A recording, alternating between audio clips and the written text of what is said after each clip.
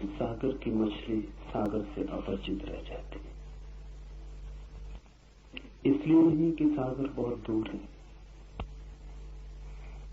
इसलिए कि सागर बहुत निकट है। जो दूर है वो दिखाई पड़ता है, जो निकट है वो आंख से ओझल हो जाता है।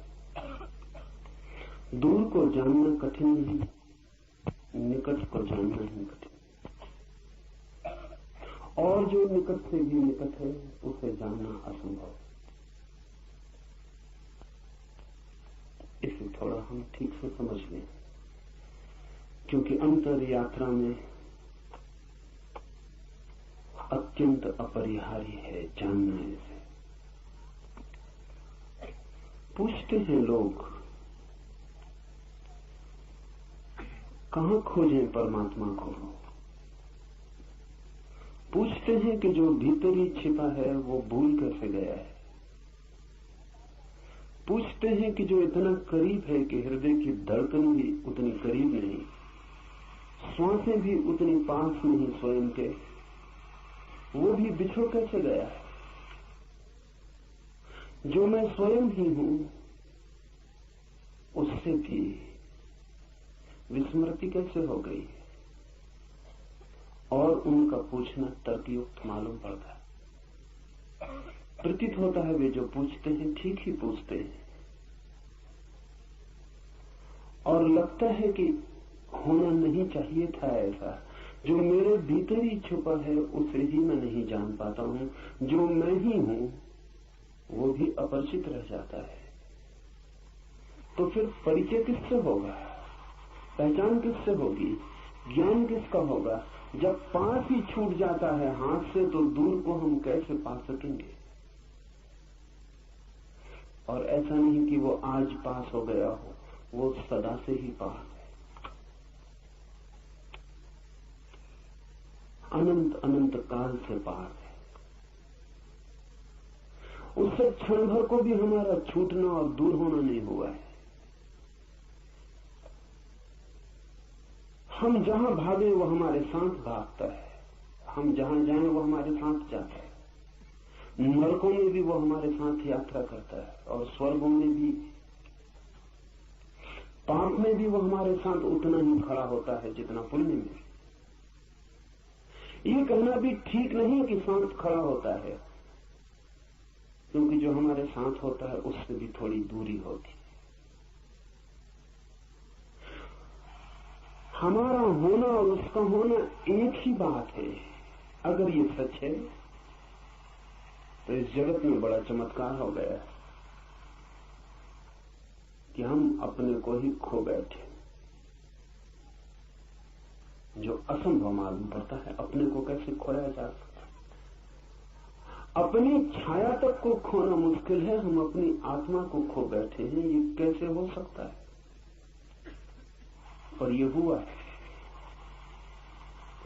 उसके होने की घटना कैसे घटती है वही इस सूत्र का सार है।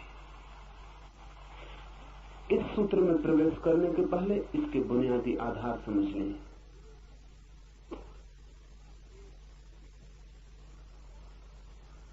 आंख की सीमा है,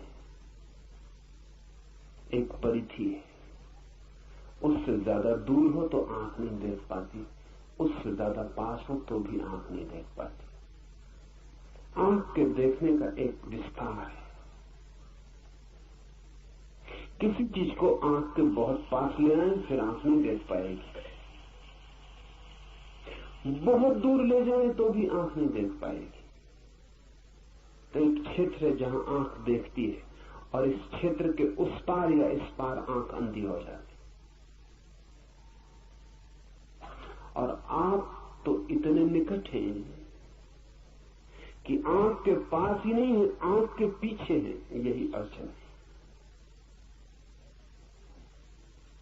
ऐसा समझिए कि दर्पण के सामने खड़े हैं तो एक खास दूरी से दर्पण पर ठीक प्रतिबिंब बनता है। अगर बहुत दूर चले जाएं तो फिर दर्पण पर प्रतिबिंब नहीं बनेगा। बहुत पास आ जाए कि आंख को दर्पण से ही लगा ले तो प्रतिबिंब दिखाई नहीं पड़ेगा। लेकिन यहां मामला ऐसा है कि आप दर्पण के पीछे खड़े, इसलिए दर्पण पे प्रतिबिंब बनने का कोई उपाय ही नहीं। आंख आगे है, आंख पीछे है। आंख देखती हो उसको जो आंख के आगे हो, आंख उसको कैसे देखे जो आंख के पीछे। कान सुनते हैं उसको जो कान के बाहर है, कान उसको कैसे सुने जो कान के भीतर है। आंख बाहर खुलती है, कान भी बाहर खुलते हैं। मैं आपको छू सकता हूं, अपने को कैसे छू? और अगर अपने शरीर को भी छू लेता हूं इसीलिए, तो वो इसीलिए कि शरीर भी मैं नहीं हूं, वो भी पराया है, इसलिए छू लेता हूं। लेकिन जो मैं हूं, जो छू रहा है, उसे कैसे छू? उसे किससे छू? इसलिए हाथ सब छू लेते हैं और खुद को नहीं छू पाते। आंख सब देख लेती है और खुद को नहीं देख पाती। अपने लिए हम बिल्कुल अंधे।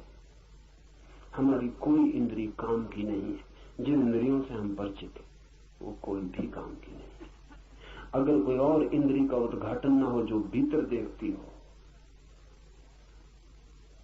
अगर कोई और आंख न खुल जाए जो भीतर देखती हो, जो पीछे देखती हो, जो उल्टा देखती हो, कोई कान न खुल जाए जिस पर भीतर की ध्वनि तरंगें भी प्रभाव लाती हो, तब तक हम स्वयं को देख और जान और सुन न पाएंगे। तब तक स्वयं को छूने का कोई उपाय नहीं। जो निकट है वो चूक जाता है, जो निकट से भी निकट है वो असंभव। इसीलिए मछली सागर को नहीं जान पाती। दूसरी बात,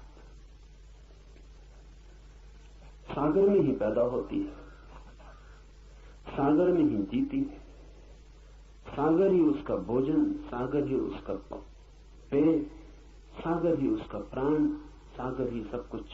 फिर सागर में ही मरती और लीन हो जाती। जानने के लिए मौका नहीं मिलता क्योंकि दूरी नहीं मिलती, फासला नहीं मिलता। मछली को सागर का पता चलता है अगर कोई उठा के उसे सागर के किनारे फेंक दे, तभी। ये बड़ी उल्टी बात हुई। सागर का पता तब चलता है जब सागर से दूर हो जाए। तो मछली तरसती है रेत पर, धूप में, तब उसे सागर का पता चलता है, क्योंकि इतनी दूरी तो चाहिए पता चलने के लिए। पैदा होने के भी पहले जो मौजूद था और मरने के बाद भी जो मौजूद रहेगा, और जिसमें ही पैदा हुए और जिसमें ही लीन हो गए, उसका पता कैसे चलेगा? पता चलने के लिए थोड़ी बिछड़न, थोड़ा बिछोड़ होना चाहिए। इसलिए मछली को सागर का पता नहीं चलता, किनारे पे कोई फेंक दे तो पता चलता। आदमी की और भी मुसीबत है। परमात्मा सागर ही सागर है, उसका कोई किनारा नहीं जिस पे आपको फेंका जा सके। जहां आप तड़फने लगे मछली की तरह, ऐसा कोई किनारा होता तो बड़ी आसानी हो जाती। ऐसा कोई किनारा नहीं, परमात्मा सागर ही सागर है। इसीलिए तो जो परमात्मा में किनारा खोजते हैं वो उसे कभी नहीं खोज पाते। जो परमात्मा की मझधार में डूबने को राजी हैं, उनको ही उसका किनारा मिलता है। किनारा है ही नहीं, खोजने का कोई उपाय नहीं। और किनारा हो भी कैसे? सब चीजों का किनारा हो सकता है, समस्त का किनारा नहीं हो सकता, क्योंकि किनारा बनता है किसी और चीज से। नदी का किनारा बनता है, सागर का किनारा बनता है किसी और चीज से। परमात्मा के अतिरिक्त कुछ और नहीं है जिससे किनारा बन सके। परमात्मा का अर्थ ही इतना है कि जिसके अतिरिक्त और कुछ नहीं। परमात्मा का मतलब कोई आकाश में बैठे हुए किसी व्यक्ति का नहीं है जो जगत को चला रहा हो। ये तो बच्चों की कहानियां है। परमात्मा से अर्थ है उस तत्व का जिसके अतिरिक्त और कुछ भी नहीं। ये उसकी वैज्ञानिक परिभाषा हुई। परमात्मा का अर्थ है समस्त, सर्व, सब कुछ, जो भी है। जो भी है उसका कोई किनारा नहीं हो सकता है, क्योंकि उसके अतिरिक्त कुछ किनारा बनने को बचता नहीं है। इसलिए परमात्मा मझधार है, वहां कोई किनारा नहीं।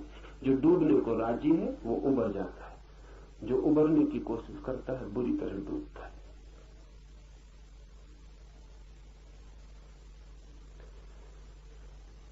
कोई किनारा हो तो पता भी चल जाए, इसीलिए हमें पता नहीं चला है।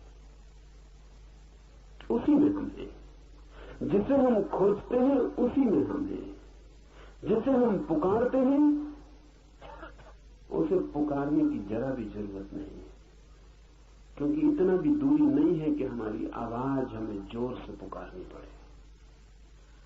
इसलिए कबीर ने कहा है कि क्या तुम्हारा खुदा बहरा हो गया जो तुम इतने जोर से अजान पढ़ते हो? क्या तुम्हारा ईश्वर बहरा हो गया जो तुम इतने जोर से पुकारते हो?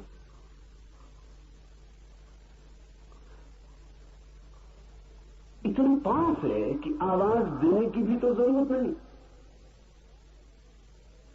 अगर मौन भी कुछ भीतर होगा तो वो भी सुन लिया जाएगा, इतने पास है। दूसरे को पुकारना हो तो आवाज देनी पड़ती है, खुद को पुकारने के लिए आवाज देने की भी क्या जरूरत है? दूसरे का तो तभी सुनाई पड़ता है जब शब्द ध्वनित हो, स्वयं का तो मौन भी सुनाई पड़ता है। इतने जो निकट है वही कठिनाई है। इसे ठीक से ख्याल में ले लें कि सत्य से हम इसलिए चूक गए हैं क्योंकि हम उसी में पैदा होते, उसी से बनती हमारी मांस मज्जा, उसी से निर्मित होती हमारी हड्डियां, वही है हमारा श्वास, वही है हमारा प्राण, वही सब कुछ है। अनेक अनेक रूपों में, अनेक अनेक द्वारों से हम उसी का जोड़ हैं, उसी का खेल। फासला बिल्कुल नहीं है, इसलिए स्मरण नहीं आता, इसलिए स्मरण असंभव हो गया है। इसलिए संसार तो बहुत दिखाई पड़ता है, सत्य बिल्कुल दिखाई नहीं पड़ता। संसार दूर है, जगह है दोनों के बीच में। इसलिए संसार की वासना जगती है। वासना का अर्थ क्या है? वासना का अर्थ है जिससे हमें दूरी मालूम पड़ती हो उससे दूरी मिटाने की कोशिश। वासना का अर्थ है जिससे हमें दूरी मालूम पड़ती हो उससे दूरी मिटाने की कोशिश।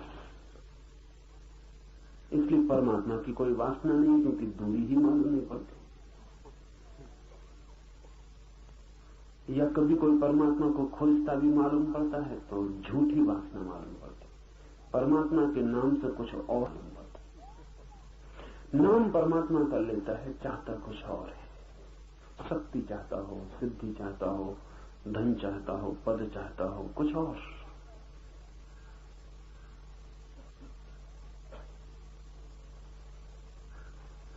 एक मित्र मुझे आके कहते थे कि जब से आपके शिविर में, साधना में लीन होने लगे बड़ा लाभ हो रहा है। मैंने पूछा क्या लाभ हो रहा है? तो उन्होंने कहा अभी आध्यात्मिक तो नहीं हो रहा, लेकिन आर्थिक शुरू हो गया।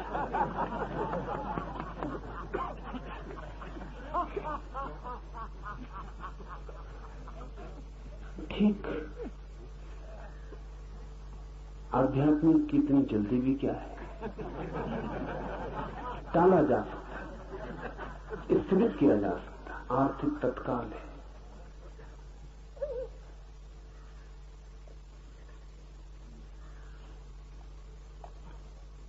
हम खोजते कुछ और हैं, नाम कुछ और देते हैं। जहां जहां हमने परमात्मा लिख छोड़ा है, अगर जरा हम लेबल उखाड़े तो भीतर कुछ और पाया जाए। हम कुछ और चाहते हैं। जो आदमी कुछ और चाहता है परमात्मा के नाम से, वो आदमी उससे ज्यादा बेईमान है जो सीधा संसार चाहता है।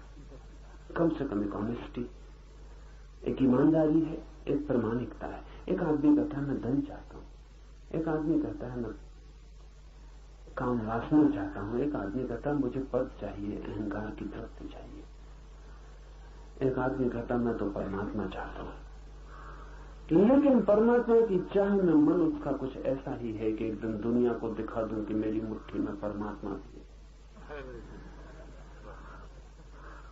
इसलिए परमात्मा की खोजी को अगर ख्याल से देखें, अगर उसका अहंकार बढ़ता जाए तो समझना कि उसकी खोज किसी और चीज की। अहंकार क्षीण होता जाए, टूटता जाए, विसर्जित होता जाए तो ही समझना कि खोज परमात्मा की। सन्यासियों की अकड़ जाहिर है, महात्माओं की अकड़, बड़े बड़े राजनीतिक भी मात हो जाए उस अकड़ से। राजनीतिक की तो खोज ही ठीक है, उसी अकड़ के लिए, बाकी भी साफ, उसमें कुछ जाल नहीं है ज्यादा, कुछ होने का मजा ही सारी बात है। लेकिन महात्मा की बात कुछ और है, वो कहता है ना कुछ होने की खोज में, और फिर कुछ होता चला जाता है। दो महात्मा मिल जाए तो उनको एक तख्त पे बिठाया नहीं जा सकता, क्योंकि ऊंचे नीचे कौन बैठे, कहां बैठे। इसीलिए महात्मा मिलते नहीं एक दूसरे से, क्योंकि बड़ी दिक्कतें आती हैं। एक मित्र पागल है, थोड़े पागल ऐसे कि महात्माओं को मिलाने की कोशिश करते हैं। वो मुझसे कहने लगे कि बड़ी मुसीबतें आती, यहां तक सवाल उठता है कि अगर दो महात्माओं को मिलाया तो नमस्कार में पहले हाथ कौन जोड़े।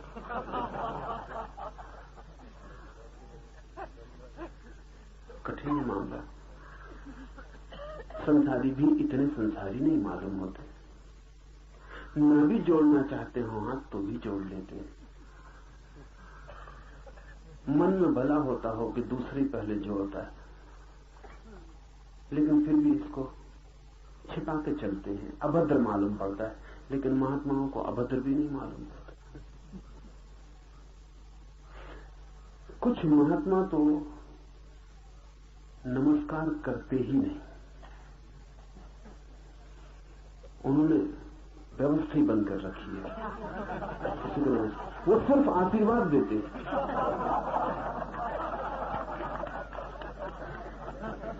ऐसे एक महात्मा को मिलाने के लिए कोई मित्र कोशिश में थे किसी दूसरे महात्मा को, तो दूसरे महात्मा ने कहा और सब तो ठीक, लेकिन हम नमस्कार न करें और वो आशीर्वाद दे दें तो इसमें सब खराब हो जाए। ये हमारी खोज कुछ और है, धर्म से कुछ, परमात्मा से कुछ लेना देना नहीं। हम कुछ और चाह रहे हैं, हम कुछ और मांग रहे हैं, लेकिन बेईमान हैं और हमने शब्द कुछ और ओढ़ रखे।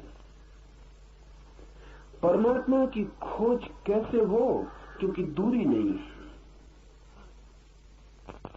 दूरी हो तो वासना जगती है, फासला हो तो दिल होता है दौड़े, फासला हो तो जीतने की आकांक्षा पैदा होती है, कठिनाई हो तो अहंकार को रस आता है पराजित करने का, जीतने का। फासला ही नहीं, दूरी ही नहीं, परमात्मा मिला ही हुआ है। ऐसी हालत जैसे कि तेंजिंग या हिलरी एवरेस्ट पर चढ़ते हैं तो मजा क्या है? पहला आदमी मनुष्य के इतिहास में एवरेस्ट पर खड़ा हो जाता है, और तो एवरेस्ट पे कुछ भी नहीं है, लेकिन एवरेस्ट पर पहला आदमी इतिहास का खड़ा हो जाता है तो अहंकार को एक ऐतिहासिकता मिल जाती। अब दुनिया में जब तक एवरेस्ट है तब तक हिलरी और तेंजिंग का नाम मिटाना मुश्किल है।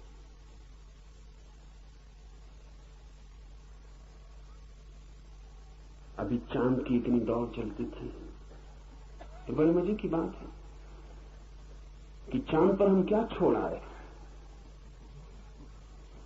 जो गए वो ईसाई है, लेकिन जीसस की मूर्ति नहीं छोड़ा है, झंडा छोड़ा है अमेरिका का। थोड़ा सोचिए, झंडे असली हैं, जीसस वगैरह सब झूठे हैं। ख्याल भी नहीं आया अमेरिका के यात्रियों को कि जीसस की एक छोटी मूर्ति भी ले जाएं कम से कम। झंडा ले गए। झंडा है असली आदमी का अहंकार। और जीसस का भी कभी काम नाम ले लेते हैं तब उसका मतलब भी झंडा ही होता है और कुछ मतलब नहीं होता। जब लड़ना हो, झंडा ऊंचा रहे हमारा, तब जीसस, राम, कृष्ण, बुद्ध सब आ जाते। मगर उनका भी उपयोग झंडे से ज्यादा नहीं है। वो भी आदमी के अहंकार पर लगाई गई पताकाएं। चांद पर हम छोड़ाए हैं झंडे। आदमी इस आकांक्षा में लगा रहता है कि कुछ मैं कर दिखाऊं जो मैं ही कर पाऊं, ताकि मेरा मैं एक ऐतिहासिकता ले ले। पर अगर आप एवरेस्ट पे ही पैदा हुए हो तब बड़ी मुश्किल में पड़ जाएंगे। झंडा भी कहां लगाएं? आदमी परमात्मा पर ही पैदा हुआ है, वही है। आप वहां हैं ही, वहां से आपका कभी जाना नहीं हुआ। वही है आपकी भूमि जहां आप खड़े। इसलिए परमात्मा के पाने में कोई अहंकार की दौड़ नहीं है, गुंजाइश नहीं, कोई तरह का रस नहीं मालूम पड़ता। फिर परमात्मा की वासना ही ना हो तो अभिप्सा, प्यास कैसे जगे? परमात्मा की प्यास बड़े उल्टे ढंग से जगती है। इसे ख्याल में ले लें, क्योंकि उसके अतिरिक्त और कोई रास्ता नहीं। संसार की प्यास जगती है दूरी से, और अगर अलंघ दूरी हो तो आकर्षण भारी हो जाता है। और इसलिए संसार में जो चीजें भी पाली जाती हैं उनका मजा चला जाता है, क्योंकि दूरी खत्म हो जाती है। आप एक स्त्री को पाना चाहते थे, फिर पा लिया। आप एक मकान बनाना चाहते थे, बन गया। आप सोने का शिखर चढ़ाना चाहते थे अपने मकान पर, वो चढ़ गया। अब जो मिल जाता है वो व्यर्थ हो जाता है, क्योंकि वो पास आ जाता है, उसमें दूरी नहीं रह जाती। दूर हो, कठिनाई हो, कोई न पा सके, आप ही पा सके, तो ही मजा होता है। अमीरी का मजा अमीरी में नहीं है, बहुत लोगों की गरीबी में। अगर सब लोग अमीर हो जाएं, बात खराब हो जाती है। अमेरिका में वही परेशानी है। अमीर का मजा कम हुआ जा रहा है, गरीब भी वही कपड़े पहन रहा है, उन्हीं कारों में चल रहा है, उन्हीं मकानों में रह रहा है। गरीब और अमीर के बीच अब कोई बहुत बुनियादी फासला नहीं। अमीर का मजा किरकिरा हुआ जा रहा है, अमीर परेशान है। वो कुछ और तरकीबें खोज रहा है जो वो ही कर सके, और सभी लोग न कर पाए। परमात्मा में ही हम हैं, इसलिए परमात्मा में कोई अहंकार के लिए बुलावा नहीं, कोई निमंत्रण नहीं, कोई चोट, कोई चुनौती, कोई चैलेंज नहीं। फिर परमात्मा की अभीप्सा कैसे पैदा होती? संसार की अभीप्सा पैदा होती दूरी से, बुलावे से, चुनौती से। परमात्मा की अभीप्सा होती संसार की असफलता से। इसे ख्याल कर लें। जब आप सब तरफ दौड़ चुकते हैं और सब तरफ हार जाते हैं, सब पा लेते हैं और सब व्यर्थ हो जाता है, खोज पूरी हो जाती है और पूरे होते ही नकार हो जाता है, सब शून्य हो जाता है। हाथ में आते ही सब चीजें मिट्टी सिद्ध होती हैं, दूर सब सोना मालूम पड़ती हैं। जितनी हो दूरी उतना स्वर्ण शुद्ध मालूम पड़ता है। जैसे जैसे पास आता है अशुद्ध होने लगता है, और पास आता है मिट्टी होने लगता है। यूनानी कथा मिदास की है। कथा में बड़ा व्यंग है। कथा है कि मिदास ने ऐसी सिद्धि पा ली, ऐसा वरदान पा लिया कि जो भी छुए सोना हो जाए। हम सब मिदास से उल्टे हैं, जो भी छुए मिट्टी हो जाए। लेकिन बड़ा मजा है, मिदास भी मुश्किल में पड़ गया था, तो हमारी मुश्किल का तो क्या अंत। मिदास जो भी छूता है सोना हो जाता। उसने अपनी पत्नी को छुआ, वो सोना हो गई। उसने भोजन छुआ, वो सोना हो गया। उसने पानी पीने को उठाया, ओंठ तक पानी गया और सोना हो गया। मरा मिदास, बड़ी मुश्किल में पड़ गया, क्योंकि सोने से प्यास नहीं बुझती। और कितनी ही लोग बातें करें, कनक जैसा शरीर, स्वर्ण जैसा शरीर, सोने के शरीर से कोई तृप्ति होने वाली नहीं।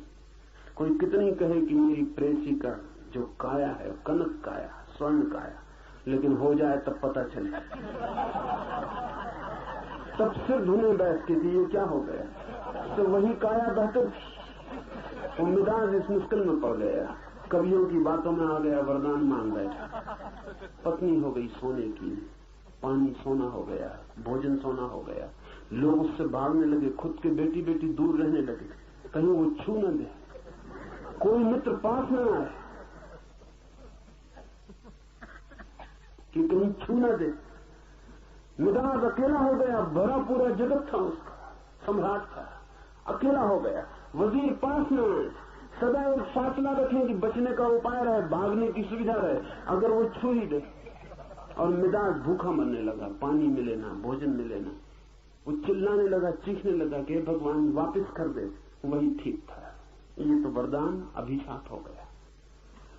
मिजाज की यह हालत हो गई, सब चीजें सोने होने लगी, तब हमारी क्या हालत होगी जब जो भी छूते हैं मिट्टी हो जाता। पत्नी दूर थी तो सोने की मालूम पड़ती थी, जिस दिन विवाह किया उसी दिन मिट्टी की होनी शुरू हो गई। 2-4 साल बाद मिट्टी रह जाती, कुछ नहीं है, सब चीजें मिट्टी हो जाती, जो भी छुए मिट्टी हो जाती। जिस दिन आपको यह अनुभव होता है कि सब दौड़ व्यर्थ है, उस दिन आप उसी जगह खड़े रह जाते हैं जहां परमात्मा है।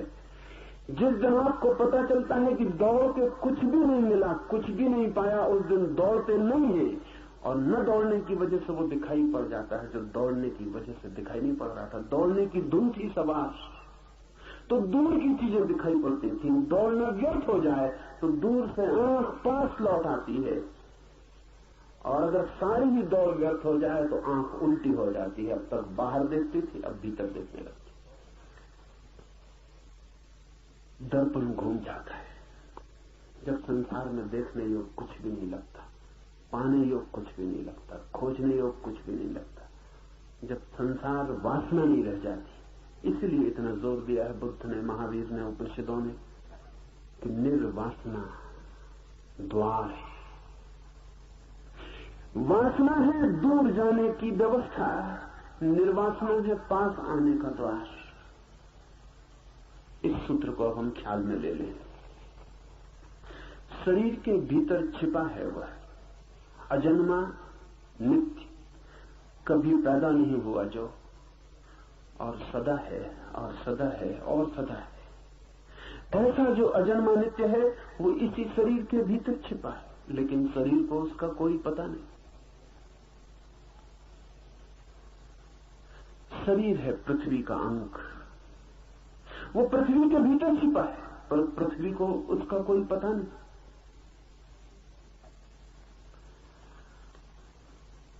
इसी की पुनरुक्ति है इसी सूत्र की। अग्नि के भीतर छिपा है, अग्नि को पता नहीं, सब जगह छिपा है, और जहां छिपा है, जिसके भीतर छिपा है उसे ही पता नहीं। क्यों? क्योंकि जिसके भीतर छिपा है वो बाहर दौड़ रहा है।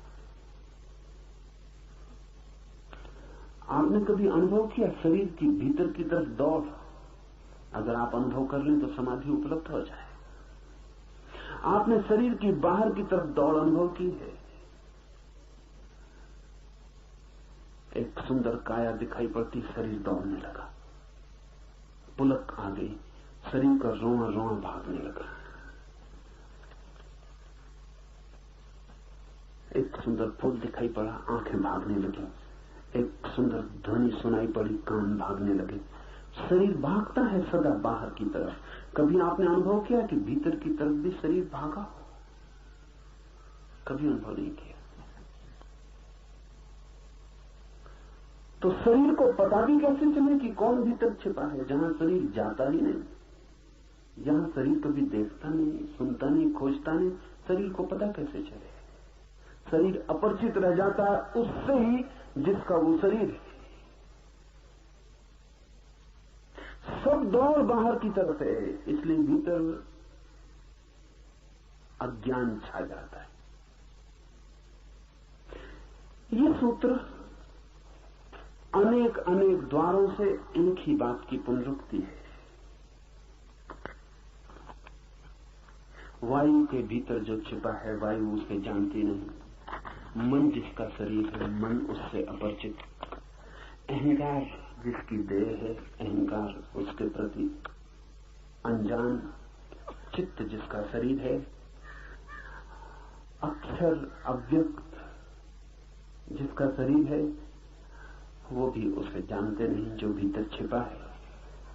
मृत्यु भी उससे अपरिचित रह जाती है जिसकी मृत्यु घटित होती है। जो मरता है, ये जरा अजीब वाक्य है क्योंकि जो मरता है मृत्यु उससे अपरिचित रह जाती है। जो मरता है वो मरता ही नहीं। मृत्यु जब घटती है तो कौन मरता है? कोई भी नहीं मरता क्योंकि शरीर सदा से मरा हुआ है, उसके मरने का कोई उपाय नहीं। और शरीर के भीतर जो छिपा है वो सदा से अमृत है, उसके मरने का कोई उपाय नहीं। सिर्फ संबंध टूटता है अमृत का और मृत का संबंध टूटता है मृत्यु में। लेकिन मृत्यु इतने निकट भी आके उससे अपरिचित रह जाती है वो जो अमृत है। इसलिए तो हम कितनी बार मर चुके और हमें अब तक पता नहीं चला कि हमारे भीतर वो भी है जो मरता नहीं। इस अपरिचय की प्रक्रिया ही यही है कि निकट आके भी भीतर देखना नहीं हो पाता, देखना बाहर ही होता रहता है। मरता हुआ आदमी देखे, मरने को पड़ा है लेकिन बाहर ही देखता रहेगा। अभी भी भीतर जाने का मन नहीं हो रहा उसका। मृत्यु उसे धकाती है, हटाती है शरीर से, लेकिन वो पकड़ रहा है, जोर से पकड़ रहा है और भी जोर से पकड़ रहा है जैसा उसने कभी नहीं पकड़ा था। इसलिए वृद्ध आदमी कुरूप हो जाते हैं, जवान सुंदर मालूम पड़ते हैं। उसका कारण गहरे में शरीर ही नहीं है। जवान शरीर को पकड़ता नहीं, अभी आश्वस्त है। बूढ़ा शरीर को पकड़ने लगता है, उस पकड़ने से सब कुरूपताएं पैदा हो जाती। बूढ़ा डरने लगता है कि अब मरे, अब मरे, अब मौत करीब है। जितना मौत से डरता है उतना जीवन को जोर से पकड़ता है, और जितना जोर से पकड़ता है उतना ही जीवन कुरूप हो जाता है। बच्चे इतने प्यारे लगते हैं, पकड़ते ही नहीं बिल्कुल, अभी उन्हें पता ही नहीं कि मौत भी है। पशु पक्षी देखे, कितना ही बूढ़ा हो जाए पशु, कितना ही बूढ़ा हो जाए पक्षी, उनकी बात कर रहा हूं जिनका आदमी से सत्संग नहीं है। आदमी तो बिगाड़ ही देता है। तो बड़ी हैरानी होती है, जंगल में पशु और पक्षी बूढ़े नहीं होते मालूम पड़ते। जैसा बुढ़ापा आदमी को पकड़ता है ऐसा पशु पक्षियों को पकड़ता नहीं मालूम पड़ता। बच्चे ही बने रहते हैं, किसी गहरे तल पर उन्हें पता ही नहीं कि मौत होने वाली, इसलिए कोई शरीर की पकड़ नहीं आती। बच्चे में जो ताजगी है, जीवन सहज है, मौत की पकड़ नहीं है कोई। बुढ़ापे में कठिनाई आ जाती, मौत साफ होने लगती। जिंदगी अब चेष्टा है, अब प्रयास से जीता है आदमी, अब इंच इंच सोच के चलता है कि कहीं मौत ना आ जाए। इससे दुविधा पैदा हो जाती, तनाव बढ़ जाता भीतर, और पूरे समय चिंता संताप पकड़ लेता, वही चित्त को कुरूप कर जाता है। मौत भी नहीं जान पाती उसको जो भीतर छिपा अमृत है। कारण एक ही है कि भीतर देखने की घटना ही तब घटती है जब बाहर देखने का सारा सिलसिला व्यर्थ हो जाए। इसे थोड़ा हम समझ लें। व्यर्थ कई बार होता मालूम पड़ता है, फिर भी होता नहीं। ऐसा नहीं है कि आपको व्यर्थ नहीं हो जाता, आपको भी व्यर्थ हो जाता है। एक कार खरीदने का सोचते थे, खरीद ली। जब नहीं खरीदी थी तो रात उसके सपने भी आते थे। जिस दिन कार की डिलीवरी मिलने वाली थी उस दिन रात सो भी नहीं सके थे, रात भर।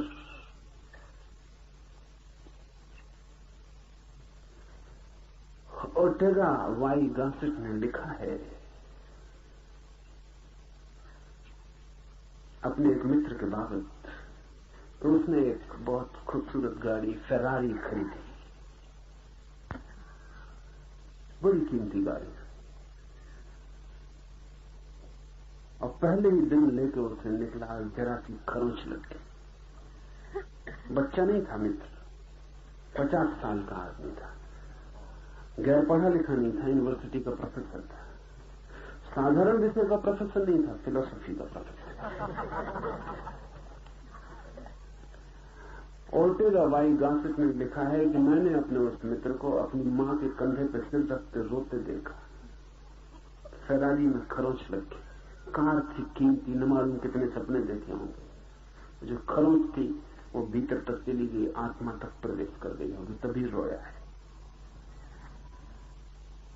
रोते आप सब भी हैं। वो आदमी जरा ईमानदार रहा होगा, खुली सड़क पर मां के कंधे पर सिर रखकर रोने लगा। लेकिन कितने दिन चलेगा ये? 2-4 दिन में फेरारी पुरानी पड़ जाएगी। महीने 2 महीने में ये आदमी इसी गाड़ी में बैठेगा, इसे पता भी नहीं चलेगा कि किस गाड़ी में बैठा है। इस गाड़ी से ऊंच जाएगा, लेकिन गाड़ियों से नहीं उबेगा, दूसरी गाड़ी को सपना पकड़ लेगा। सोचेगा कि रॉल्स रॉयस हो जाए, कुछ और हो जाए। एक स्त्री से उठ जाएगा मन, एक पुरुष से उठ जाएगा, लेकिन स्त्रियों से नहीं उबेगा, पुरुषों से नहीं उबेगा। उठते हम भी हैं, लेकिन हमारी ऊब वस्तुओं से बंधी होती है। हमारी ऊब दर्शन नहीं बनती, हमारी ऊब दृष्टि नहीं बनती। एक चीज से उठते हैं तो ठीक वैसे ही दूसरी चीज से पकड़ जाते हैं, और ये सिलसिला जारी रहता है। इतना ही फर्क है आप में और किसी बुद्ध में कि आप एक स्त्री से उठते हैं, दूसरी स्त्री में रस बना रहता है। अपनी स्त्री से उठ जाते हैं, दूसरे की स्त्री में रस बना रहता है। जो पास है वो व्यर्थ हो जाता है, लेकिन जो दूर है वो सार्थक मालूम रहता है। वो भी कल पास आके व्यर्थ हो जाएगा, लेकिन सभी चीजें पास नहीं आ पाती, कुछ चीजें दूर बनी ही रहती, इसलिए रस बना ही रहता, वासना दौड़ती रहती। बुद्ध एक स्त्री में ऊब के समस्त स्त्री से ऊब जाते हैं। बुद्ध एक महल में रह के सब महलों में रह लेते। बुद्ध के लिए एक घटना काफी है, ये वैज्ञानिक बात है। एक पानी की बूंद अगर जान ली जाए तो सब सागर जान लिए गए। वो पागल होगा वैज्ञानिक जो पूरे सागरों की जांच करता रहे और कहे कि जब मैं सब पानी की बूंदों की जांच कर लूंगा तब वक्तव्य दूंगा कि पानी हाइड्रोजन और ऑक्सीजन से बनता है। हम सब वैसे ही पागल हैं। एक वैज्ञानिक एक बूंद को परख लेता, खोज लेता, तोड़ लेता, पा लेता है कि H2O, ये उदजन और ऑक्सीजन के अणुओं का ऐसा जोड़। खत्म हो गए, सब सागर व्यर्थ हो गए, सब सागर जान लिए गए। अब कहीं भी होगा पानी, न केवल इस पृथ्वी पर। वैज्ञानिक कहते हैं कि कोई 50,000 पृथ्वियां होंगी सारे विस्तार में। इन 50,000 पृथ्वियों पर कहीं भी अगर पानी होगा तो भी H2O, तो भी वो बनेगा इसी व्यवस्था से। सारा पानी जान लिया गया एक बूंद को जानकर। एक वासना की व्यवस्था को समझकर सारी वासना को जो जान लेता है वो बुद्ध हो जाता है। एक वासना को पहचान कर उसकी व्यर्थता को, उसकी अनिवार्य व्यर्थता को, उसकी अपरिहार्य असफलता को जो देख लेता, उसकी वासना गिर जाती। उसकी वासना ऐसे गिर जाती है जैसे लंगड़े के बैसाखियां अचानक गिर जाएं। उनसे ही वो चलता था। पैर तो थे नहीं चलने के, बैसाखियों से चलता था, लकड़ी के पैर थे। अचानक बैसाखियां गिर जाएं और लंगड़ा वहीं गिर पड़े। ठीक ऐसी ही घटना घटती है जब वासना की बैसाखियां गिर जाती। संसार में चलने के कोई पैर थोड़ी हैं, लकड़ी के पैर हैं। नकली पैर हैं, वासनाओं से निर्मित है। वासना के गिरते ही वैसाखियां गिर जाती हैं और आदमी अचानक अपने को वहां पाता है जहां से वो कभी हटा ही नहीं था, जहां वो सदा था, जहां होना उसका स्वभाव है। वही है परमात्मा, वही है अध्यात्म। इस सूत्र का आखिरी हिस्सा उसकी खबर है।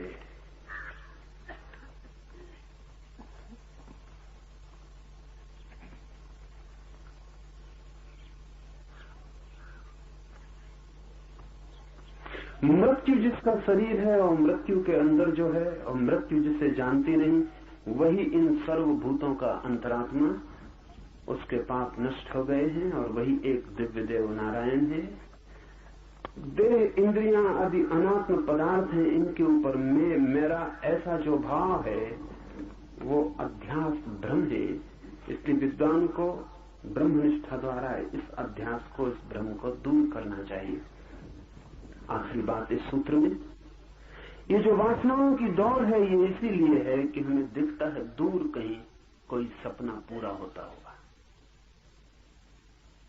जैसे मरुस्थल में कोई देखता है दूर मालूम होता है जल का सरोवर, दौड़ता है, जल के लिए दौड़ता है, वहां जाके पाता है नहीं है कुछ, रेत ही रेत है।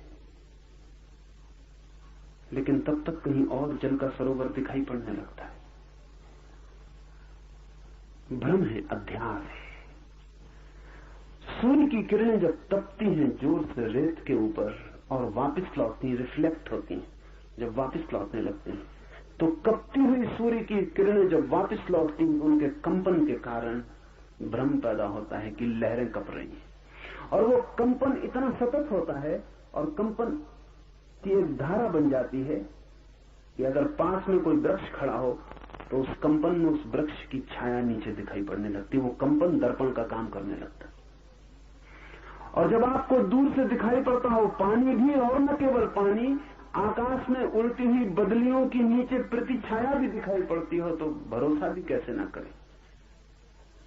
आकाश में उड़ते हो कबूतर या आकाश में उड़ती हो बगलों की कतार और नीचे पानी में भी उसकी छाया उड़ जाती हो, पास में खड़े वृक्ष भी नीचे दिखाई पड़ते हो, तो फिर भरोसा पक्का हो जाता है कि पानी होना चाहिए। न केवल लहरें दिखाई पड़ती हैं, लहरों में प्रतिबिंब भी दिखाई पड़ता है। पास जाके जैसे जैसे पास पहुंचते हैं वैसे वैसे तिरोहित होने लगती हैं छायाएं, बिल्कुल पास पहुंच के रेत हाथ लगती। अध्यास का अर्थ है जो नहीं है उसका दिखाई पड़ना। शंकर के लिए ये बड़ा प्यारा शब्द है और उपनिषदों के लिए बड़ा आधारभूत। अध्यास का अर्थ है प्रोजेक्शन, प्रक्षेपण, जो नहीं है उसका दिखाई पड़ना। वो जो दिखाई पड़ता है वहां है नहीं, आप अपने भीतर से आरोपित करते हैं। आप ही कारणभूत हैं उसे आरोपित करने के। एक चेहरा आपको सुंदर लगता है, वो सौंदर्य वहां है या आप आरोपित करते हैं, क्योंकि कल वही चेहरा आपको कुरूप लग सकता है। हो सकता है कल तक सुंदर न लगा हो, आज अचानक आपका दिव्य चक्षु खुल गया और आपको सुंदर दिखाई पड़ने लगा, और आपके मित्रों को अभी भी दिखाई नहीं पड़ता। कहते हैं लैला सुंदर नहीं थी, मजनू को दिखाई पड़ती थी।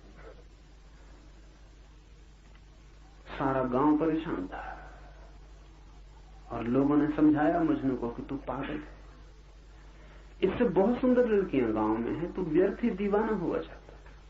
तो कहा है मजनू ने कि लैला को देखना हो तो मजनू की आंख चाहिए। ये अध्यास है।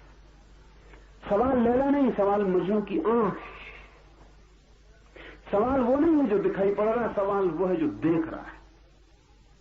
तो मजनू ने कहा मेरी आंख से देखो तब तुम्हें लैला दिखाई पड़ेगी। लेकिन इसमें खतरा है, मजनू की आंख से दिखाई पड़ेगी। अगर सच में मजनू की आंख उधार मिल जाए तो लैला जैसी मजनू को दिखाई पड़ती वैसी आपको दिखाई पड़ेगी। आंख भी एक चश्मा है, चश्मे के रंग उतर जाते हैं विषयों पर। आपकी सारी इंद्रियां प्रक्षेपण कर रही हैं। आप चारों तरफ अपने तरफ एक जगत निर्माण कर रहे हैं। आपका मन केवल ग्राहक नहीं है, निर्माता है। आप बना रहे हैं एक दुनिया अपने चारों तरफ, सौंदर्य की, सुगंध की, इसकी उसकी, आप एक दुनिया निर्मित कर रहे हैं। ये दुनिया वैसी नहीं है जैसी आप देखते हैं, ये आप पर निर्भर है। और आप बदल जाते हैं तो दुनिया इसलिए तो बदल जाती है। जवान दूसरी दुनिया देखता है, बूढ़ा दूसरी दुनिया देखता है, बच्चे दूसरी दुनिया देखते हैं। क्या फर्क क्या पड़ जाता है? दुनिया वही है, लेकिन बच्चों के पास वो आंख नहीं है जो जवान के पास। बच्चे भी कंकड़ पत्थर बीन रहे हैं, रंगीन होना काफी है। जवान कहता है फेंको भी इनको, इनमें क्या रखा, इनकी कीमत क्या है। जवान के लिए अर्थ मूल्यवान हो गया, धन समझ में आने लगा। अब सिर्फ कंकड़ पत्थर बीनने से काम नहीं चलेगा, तितलियों के पीछे दौड़ने से कुछ हल होने वाला नहीं है। बच्चे तितलियां पकड़ रहे हैं, तितलियां स्वर्ग मालूम पड़ती हैं, जवान बच्चों को ना समझते। फिर आदमी बूढ़ा हो जाता, इंद्रियां थक जाती, अनुभव तिक्त होते, कड़वे होते, मुंह उनकी बेस्वाद धारा से भर जाता। जवान भी उसको देखते हैं कि ये भी दूसरी तरह की तितलियां पकड़ रहे हैं। तितलियां बदल गई, तितलियां नहीं बदली, बस और तरह की तितलियां पकड़ रहे हैं। बूढ़े कहे जाते हैं, समझाए चले जाते हैं, कोई जवान उनकी सुनता नहीं। उनने भी अपने बाप दादों की नहीं सुनी थी। नहीं सुनने का कारण है आंखें दूसरी हैं। बूढ़े की आंख अगर जवान को मिल जाए तो उसे भी ऐसा ही दिखाई पड़ेगा। और ध्यान रखो कि मजा ये है कि अगर अभी बूढ़े को फिर जवान की आंख मिल जाए तो वो सब अनुभव भूल जाएंगे। वो जो ज्ञान बता रहे हैं वो सब भूल जाएगा, फिर जगत रंगीन हो जाए। सुना है मैंने, अमेरिका की सुप्रीम कोर्ट का एक चीफ जस्टिस, न्यायाधीश, जब जवान था तब पेरिस आया था, शादी करके सीधा पेरिस आया था। फिर 30 साल बाद जब बूढ़ा हो गया और बेटों की शादियां हो गई और बेटे पेरिस हो आए, तब फिर दोबारा अपनी पत्नी को लेकर आया। उसका नाम था पीरे। पेरिस देख के उसने अपनी पत्नी से कहा, वो बात न रही पेरिस में, सब फीका फीका हो गया। कहां वो दिन जब हम पहली दफा पेरिस आए थे? बात ही और थी, पेरिस कुछ और था। उसकी पत्नी ने कहा, माफ करें, आप भूल रहे, पीरे और था, पेरिस तो वही है। हाँ, पेरिस तो अब भी वही है। जवान की आंख से देखें, पेरिस अब भी वही। पेरिस क्या बदलता है?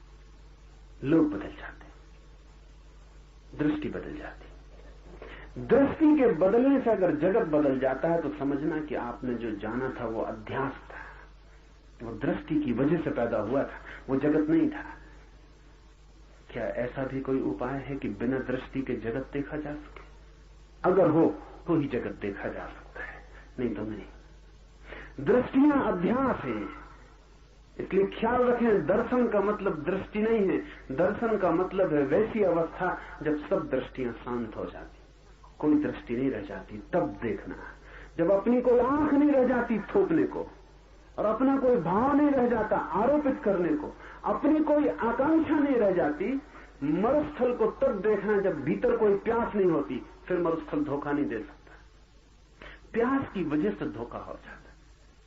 पानी की चाह होती है और नहीं मिलता तो चाह और बढ़ जाती है, और जब चाह ज्यादा बढ़ जाती तो मन विक्षिप्त हो जाता है, और जो नहीं है उसे भी मानने का मन होने लगता है।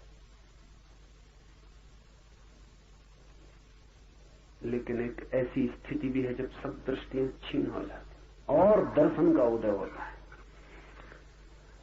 कब होती हैं दृष्टियां छीन? दृष्टियां तभी छीन होती हैं जब सभी वासनाएं छीन हो जाती, क्योंकि हर दृष्टि वासना का खेल है, वासना का फैलाव है।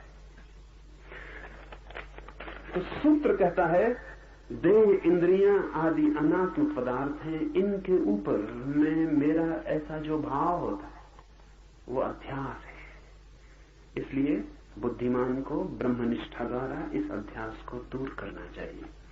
ब्रह्मनिष्ठा द्वारा,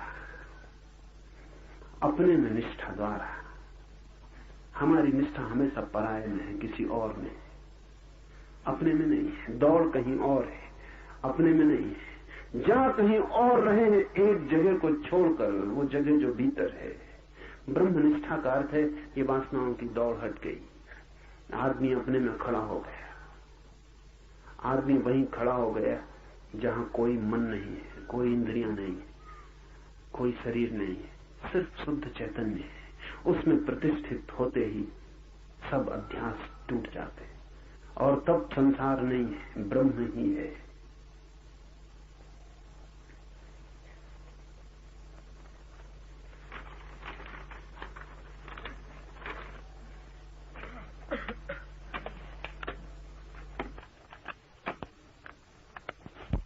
जब मैं हिंदी में बोल रहा हूं, बहुत लोगों को हिंदी समझ में नहीं आती,